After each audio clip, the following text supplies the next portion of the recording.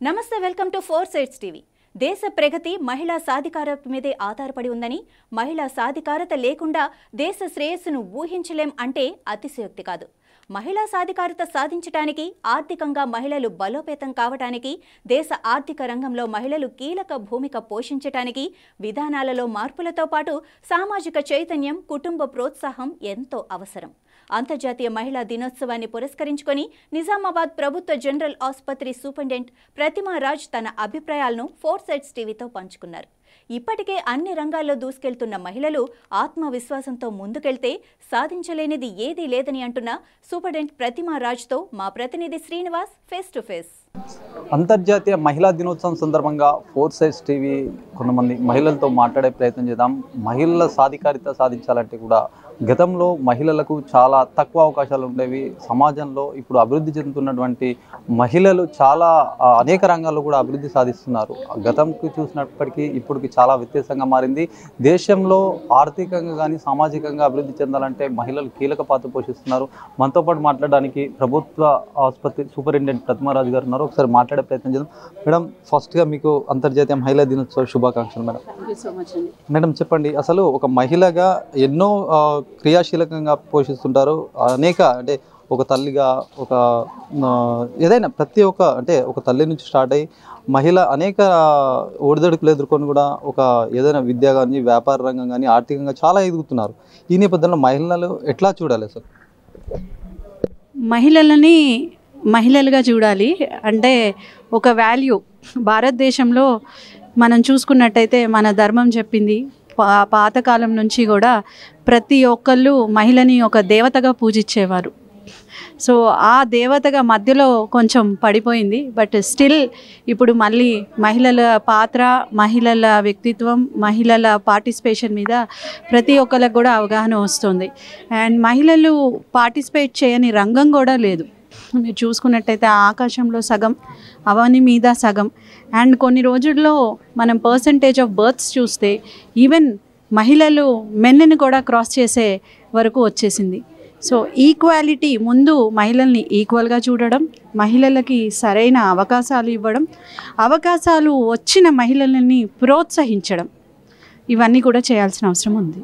మీరు ఒక మహిళగా ఎంతో కష్టపడితే కానీ ఈ స్థాయికి రాని పరిస్థితి, ఎట్లాంటి ఒడిదొడుకులు ఎదుర్కొన్నారు? మీ అనుభవం ఏమన్నా?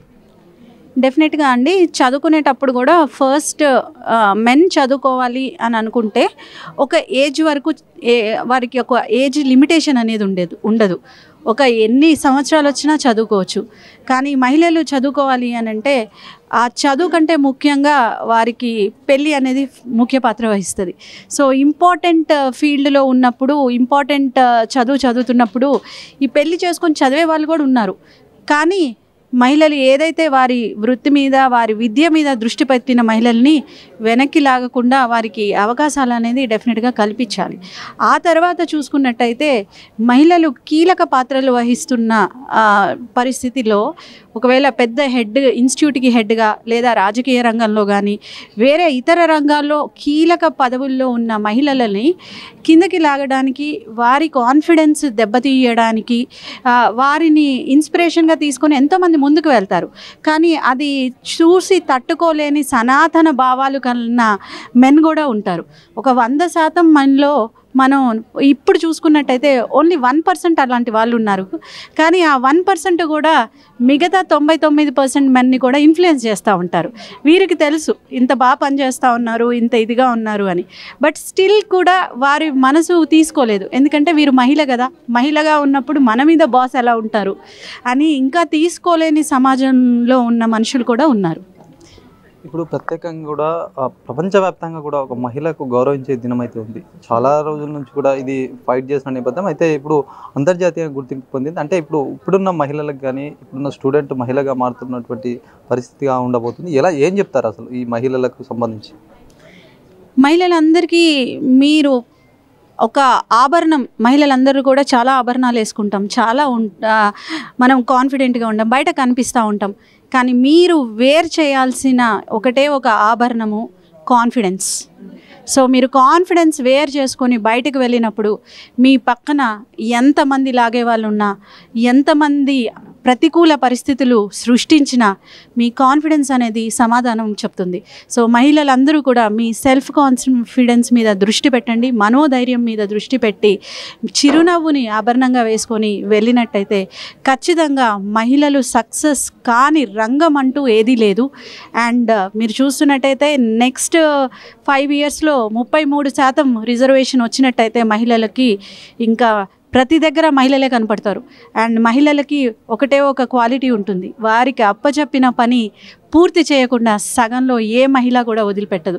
ఎందుకంటే పొయ్యి మీద అన్నం పెట్టినా కానీ మధ్యలో ఆపి మార్చి ఏ మహిళ వెళ్ళదు. కంప్లీట్ అయ్యే వరకు ఆ దృష్టి, ఆ ఫోకస్ అనేది మహిళలకు ఉంటుంది.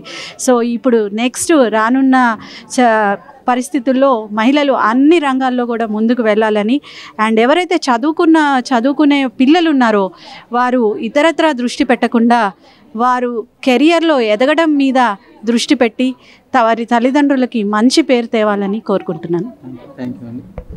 ఇది మొత్తానికి కూడా ఏదైతే మహిళ అన్ని రంగాల్లో అయితే ఇప్పుడు రాణిస్తున్నటువంటి పరిస్థితి 1947కు ముందు మహిళలకు ఒకలాగా ఉండేది. ఇప్పుడు అనేక ఈ సమాజంలో కూడా అనేక వ్యవస్థల్లో కూడా ఇప్పుడు చట్టసభలో సైతం కూడా మహిళలు ముందుకెళ్తున్నటువంటి పరిస్థితి ఉంది. అయితే ఇప్పుడున్నటువంటి మహిళలు కావచ్చు, ఇక ముందు వచ్చే ప్రతి మహిళ చిన్నపిల్లల నుంచి ఎదిగే క్రమంలో కూడా వాళ్ళకి అనేక అవకాశాలు లభిస్తాయి. ఆత్మవిశ్వాసంతో ముందుకెళ్తే ఏదైనా సాధించవచ్చని డాక్టర్ ప్రతిమరాజు కూడా చెప్తున్నటువంటి పరిస్థితి. ఇది ఈరోజు సంబంధించినటువంటి ప్రోగ్రామ్.